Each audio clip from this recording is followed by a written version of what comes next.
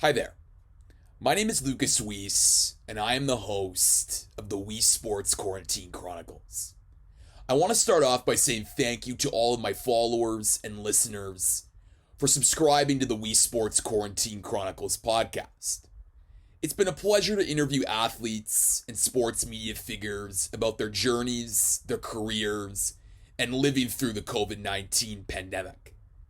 But today's episode is going in a bit of a different direction, but an equally as important conversation. Coach Ro Russell, the CEO and founder of Grassroots Elite Canada, as well as the head basketball coach at Crestwood Prep, joins me to have a conversation about police brutality and the protests that have occurred in the United States, Canada, and around the world as a result of the senseless murder of George Floyd. Ro has experienced racism firsthand in this country, and he and I chat about what it's like to live as a black man in Canada. Not only has Ro molded some of the biggest names in Canada basketball, from Tristan Thompson to Corey Joseph, he has also educated his players of all different races about the importance of diversity, inclusion, and acceptance. I also chat with Ro about what white people need to do, particularly those in sports media, about how to learn, to listen, and to be better allies for the black community. I know this is a sports podcast, but this issue goes well beyond sports. It's a human issue, and we need to not only have this conversation today, we need to have it every single day of the year, and we need to act on what we're saying. The Weesports Quarantine Chronicles is available on YouTube, Apple Podcasts, and Spotify. So make sure to like, rate, watch, and subscribe to all three of those channels. Now let's get to my second conversation with Coach Ro Russell on the Weesports Quarantine Chronicles. All right, on today's episode of the Weesports Quarantine Chronicles, I am welcoming back Coach Ro Russell. He's the CEO and founder of Grassroots Elite Canada, and he is the head basketball coach at Crestwood Preparatory College. Coach, thanks so much for coming back. Appreciate it. Thanks for having me on again. Lots going on. Lots to talk about. No doubt, no doubt. And as I said off the top, I mean, I'd love to have, a chat about basketball with you and all the exciting things about your players. But I'm having you on to have an even more important discussion. And that's about what's been going on in the United States, in Canada, around the world regarding police brutality and the senseless murder of George Floyd and so many others before. And Coach, I just want to start with just your overall reaction to what's been going on over the past week or so. It's been very, very. I'm on an emotional roller coaster about it. Different feelings are going on. One time you're upset, another time you're sad, another time you're amped up to do something about it. So it's a variety of feelings and emotion that comes up when you see young man just like been treated with such subpar and like without recklessness. Like it's hard to put it in words, but it's not good. And so now's that time to try to figure out a change with all this stuff. The way how the police looks at black folks and how they perceive them, it's crazy. It's like, oh, you got a gun. Oh, you got drugs. Oh, you got a record. Oh, you're doing something bad. Oh, you're committing a crime. Oh, I'm going to treat you any way I want, and there's nothing you could do about it. You know what I'm saying? And it has to stop. It has to stop. Like, for instance, I put a post up this morning because there was a Durham police officer with his knee on a young man's neck, like back in July. And it's like, you can't do that. That's not protocol. And yet the police in response put out something saying that nothing happened to the officer. He did everything he's supposed to do, and he acted under protocol. And I'm like, no, he didn't. There's nowhere you could show me that you could put your knee on someone's neck. We just saw what happens when you do that. That's so inhumane. You can't do that. There's other things you could do to hold someone in position, but it's like, why are you holding someone down for so long? Okay, fine. Maybe they were resisting arrest. Maybe they were unruly. But then once you get them under control, put the cuffs on them, put them in the car, and go from there. Why are you holding them down in that position for such a long time for now things to happen that are not good? So it's just one of those things that it's like, I've had enough of seeing this everywhere. In Canada, some politicians, Doug Ford is saying that there's no systemic racism or deep-rooted racism. Yes, there is. Yes, there is. You need to ask Black folks, Black leaders, if there is. You can't just say it just because you think that way. How do you know? What gives you that right to say that? You don't know what's going on in everyday life. I live this every day. So I want to help bring a change. Powerful statement. And you mentioned that you live with this every day. And, for me, as I've been watching these events unfold, I mean, I just recognize, like, I have a lot of privilege as a white male, and I've never lived through the experiences that Black Canadians, Black Americans, Black people all over the world have lived through for many years. And I remember in our first episode, Ro, you mentioned an experience of racism when you played hockey, and hockey's a sport that's, part of the Canadian identity. So can you describe what that experience was like for you? Yeah, it was a blessing in disguise, to be honest with you, because the negative experiences I had with hockey when I was playing before basketball made me, leave hockey and go to basketball. So that's I always try to find lemonade in the lemon, you know what I'm saying? But when I was playing hockey, from the way how the other players would act towards me, like I was second class. Ro, go do this. Ro, go do that. Ro, you wait over here. Just the way they would talk to you with lack of respect and camaraderie and not like you weren't a real teammate, even though I was one of the best players on the team.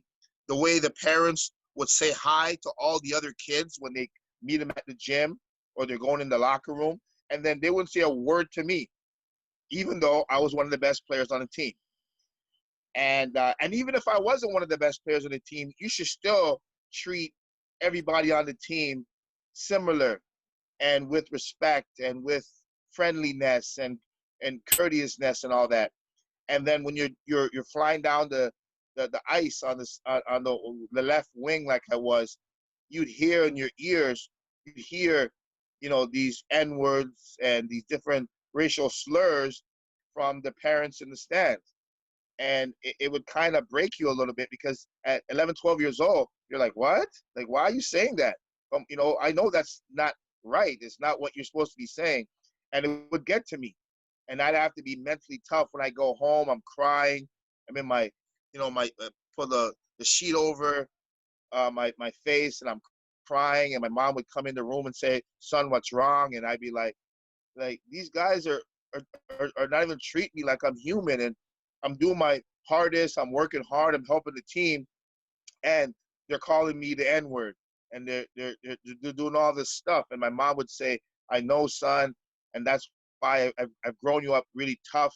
The sticks and stones will break your bones, but names will never hurt you. So that's what she told me. And that's what kept me going that couple of seasons that I played. But every day you're like, okay, here we go. You know what I'm saying? Mm-hmm. And so you're playing under duress. You're playing with, a lot of, even mental health issues, because you just can't understand. Like, I'm human. Like, if you cut me, red blood. If you cut, someone else, red blood. Like, what's the problem? We have, we're both human beings. Like, why are you treating me different? I didn't do nothing to you. I didn't say nothing to you. Just because of my color, just because of that, you're going to treat me different of what's in my heart, what's in my mind, what's in my spirit. So it was really tough, and I kept it going for 2 years. And then I decided after 12 to, just move on and leave hockey. And then I went to basketball from there. Well, it's an issue that the sport of hockey still faces today, and it goes back to your point. Which is crazy. It's crazy. It's crazy. It's crazy that it's still happening today. Like, if you talk to PK and other guys, I'm sure they're gonna tell you a lot of stories they kept under the rug, didn't bring out, and just try to work through it. But they'll tell you the real stories. And so now it's at a point where that's enough. That's enough. No more. We're not gonna do it anymore. It's unnecessary to do this. We need education. We need changes in protocol and in rules and regulations in the mindset. You just can't take it no more. We're at our this level now that we can't take it anymore. We have, because then it'll be bad if people just lash out in the wrong way. So let's do it right. Let's work together and let's bring about a change. And it feels, Ro, that what happened in the United States, the senseless murder of George Floyd, is sparking that change. And, look, I mean, I've lived through, Trayvon Martin, the Ferguson protests, Freddie Gray, Michael Brown, Eric Garner, all these incidences, even Akeem Alou last year talking about what he experienced in the locker room. But now you're seeing a lot of athletes come forward, and not just athletes of color, but white athletes as well. And white athletes that you wouldn't normally think would talk about these issues are now talking about these issues, about, recognizing their privilege and race.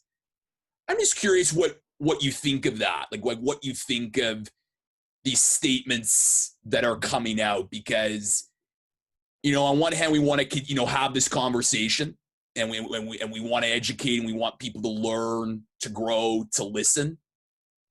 But sometimes, I mean, you're seeing right now like a real dichotomy of statements where some just don't mention black, some don't mention police brutality, some don't mention Black Lives Matter.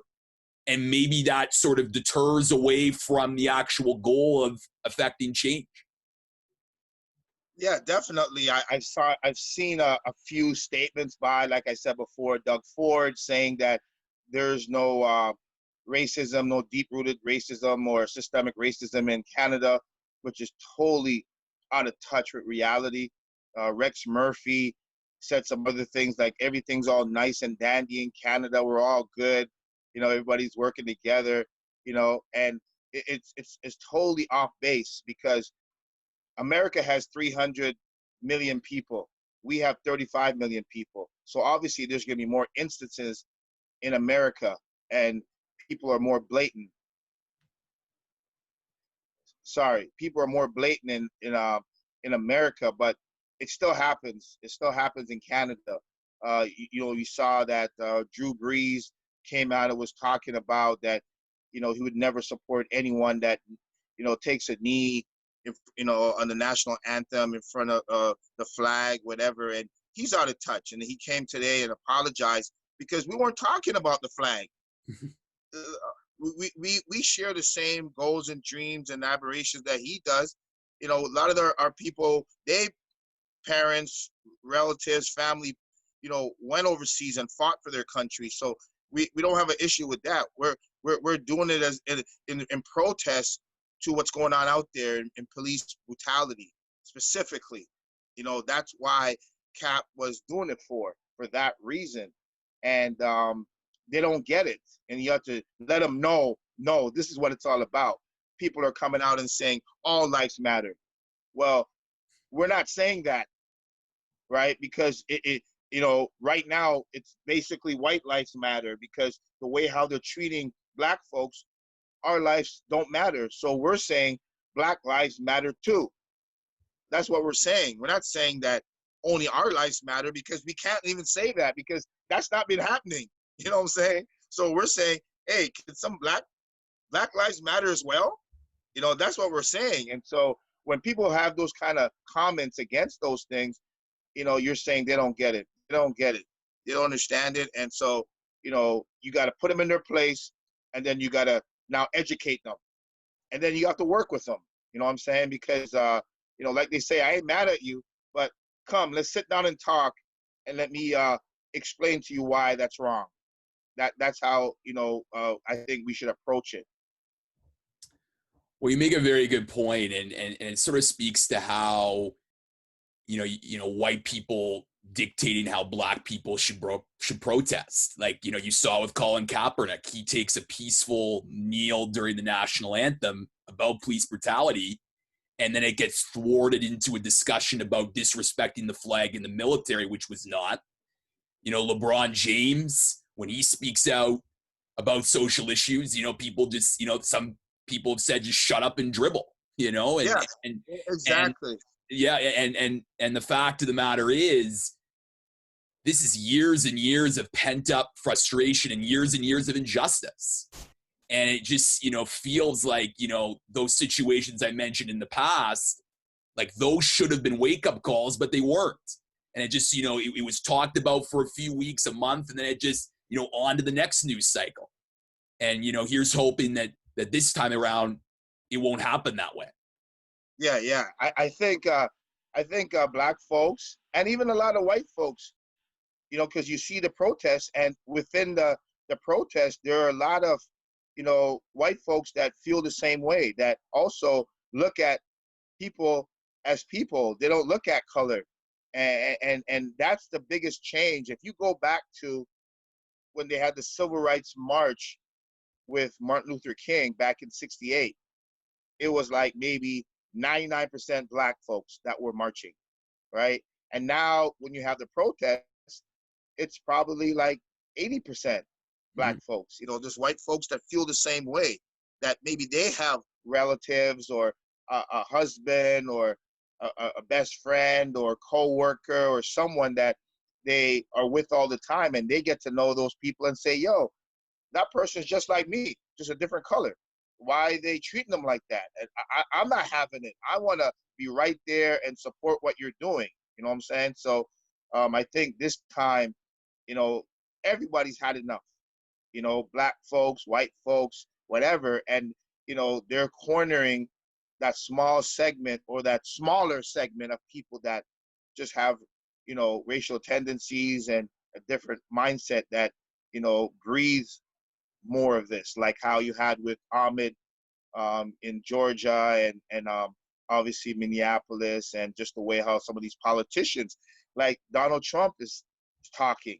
Like, it's crazy how in his mind, everything's good. Like, he wants to put it under the rug because he doesn't want the world to see what's going on. He wants to portray America as a great place, and everything's all good, and he's a great president, and he has everything under control. So he doesn't want the word to get out. So that's his mindset, to kind of keep it control and be this law and order president, that you can't do this. You can't protest, or else I'm going to throw tear gas and get you going with the National Guard and all this stuff. And it's not going to work. We're not going to have it. You know what I mean? And there's too much publicity about it, too much social media, too much media about it, that we're not going to allow them just to put it under the rug anymore. Ro, you've worked in Canadian basketball for many years. As I said off the top, you're the founder of Grassroots Elite Canada. You're now the head coach at Crestwood. How have the conversations around race and diversity and inclusion evolved over the years? And what are you doing as a coach to educate your players about these issues? Well, over the years, I've always had to sit down with my guys that were, majority black guys, but I also have, you know, a whole host of white guys, Asian guys, you know, Indian guys, whatever. But I have to prepare them for the real world. So I'm telling them, when you go home, walk this way, don't have your hoodie on, walk with ID, you know, yes sir, no sir. Someone stops you, here's how to act, comply. Like I feel like I'm telling them to take away all their rights. You know, when you see these videos and you see people saying, I don't I don't answer questions, and I don't need to show you my ID and all that stuff. Black folks could never do that. Mm. They'll be beaten bloody on the floor if they did that, or worse. And so you try your best to prepare the guys for the real world in case just randomly they're at school and they're going to Walmart at 12 p.m., 12 midnight, and they get stopped, how to act.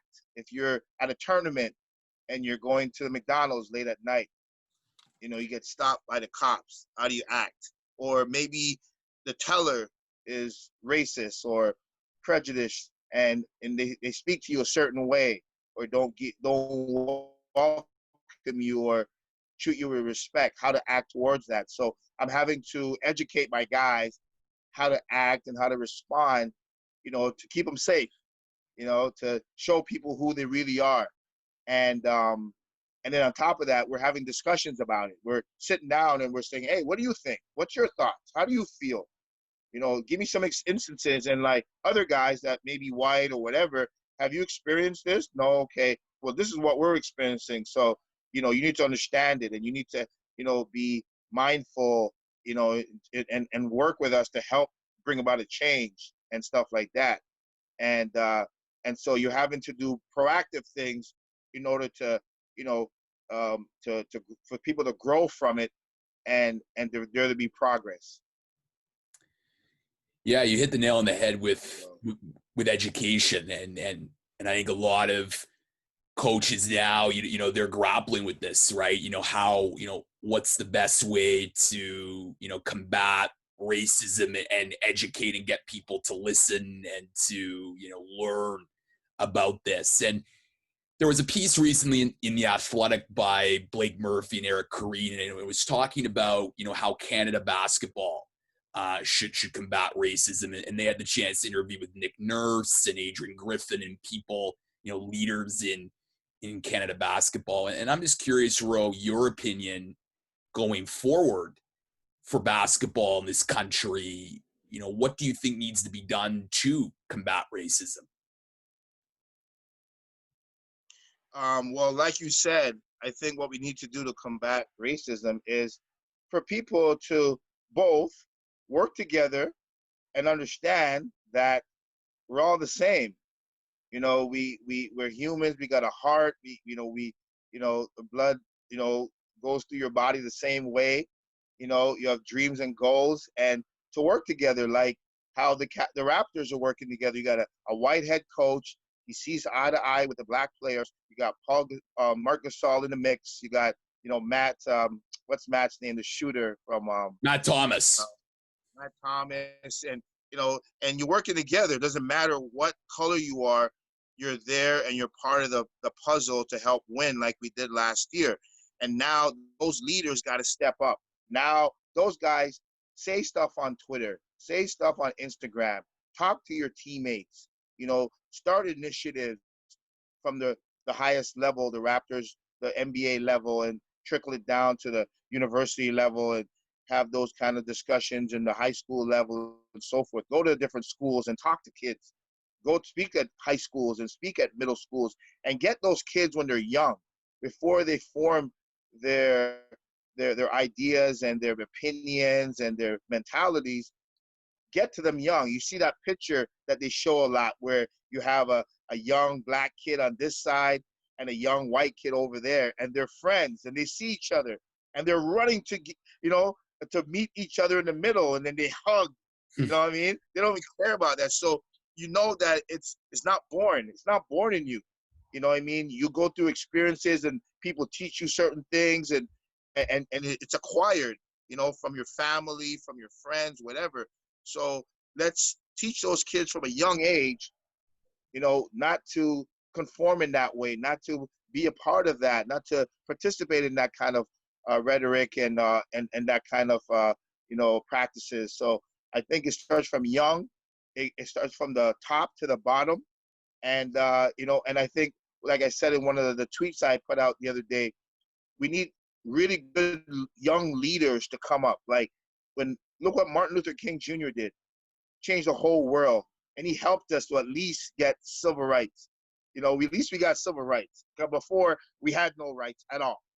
And Malcolm X was fighting for human rights. And maybe a little bit off the top, but his heart was pure with that. And now we need some more leaders to step up to engage the world, have dialogue with the powers that be, and bring about more change. You know what I mean? And so that's the biggest thing right now, is that we need the rise of new leaders like we had back in the 60s and 70s. There's been a moment where there weren't those great leaders, since like Jesse Jackson. Sure, we have what's that gentleman called, name again, from New York City? I forgot his name. He's sort of one of the biggest leaders in the Black movement right now. I forgot his name. Al Sharpton. Come back to me. Al Sharpton. Reverend Al Sharpton. Yeah. Al Sharpton. Yeah. So exactly. So he's kind of a leader. Little bit controversial, but we all are. They view us. Anyone that stands up to the system is going to be looked upon controversial. Look, they killed Martin Luther King Jr. and Malcolm X. So that stuff happens. But we need some young leaders, and to start that process. Education alone won't do it. That's part of it. But you need leaders. You need people that that others look upon for guidance and for words and so forth. Like that. It was so eloquent that when former President Obama had spoken on television recently on a podcast, and those words he said were powerful words. It hit a chord, and he said that really, really profound things that will make people think. So we need stuff like that to happen, for people to think and change their mentality of things. Building off of what you just said, Ro, I know that in the news cycle right now, I mean, the protests are still being talked about. These conversations are still happening. But I'm sure 3 to 4 weeks, from now, when the protests simmer down, the news cycle will change. And I'm just curious, for, your opinion for, a white person like myself, and for other white people, how do we continue to learn, to educate, to be a helpful and strong ally to the Black community who are going, who still will go through these similar issues unless change occurs? Well, one of the things I was thinking about, because this white gentleman hit me up on Twitter, and he said to me that what we need to do is start like a sort of like a white association, a white group that comes together and tackles these issues, and have a group where you come on, whether it be podcasts, whether it be different Zoom meetings or whatever, and you work to educate them and other white folks about the issues and how we feel about it and how they feel about it, and how we could meet together in the middle about it. So that's one of the things that I want to start, is a group of all white folks that feel the same way and see the pain and the hurt and what we go through, and want to be part of the change. And they're gonna get together and mobilize and try to educate people. So I think that's a big part of it, is to have a group, because even though they say Black Lives Matter, and most of the organization is Black, I'm pretty sure there's a couple of white folks that feel strongly that have really good skills and articulate and feel really strong about it and educated, that feel our pain and they want to work with us. So we want to get these people together and let's start from there, and build it. So that's one of the things that I want to start is a group like that. And maybe we'll come on your podcast and have some different guests and different people, and we'll start that dialogue and get it out there and really get people to to look at it from that perspective and to understand what they go through and understand what we go through, what I'm saying, and work it from there. Coach Earl Russell, he is the founder of Grassroots Elite Canada. He's the head coach at Crestwood Prep basketball, and this is the start of many dialogues with you, my friend. I know we'll talk about, more basketball and about your players, but this is a really important conversation. And for me to use my platform to bring guests like you on to educate my listeners, to my listeners to act and really affect change for the Black community for years to come. That's certainly what I want to do. So I really appreciate you coming on the Weesports Quarantine Chronicles. Well, I really appreciate you having me on. It's a very important topic and issue to dive into. And, like I said, I want to bring about change, and a lot of people do as well. So let's keep talking.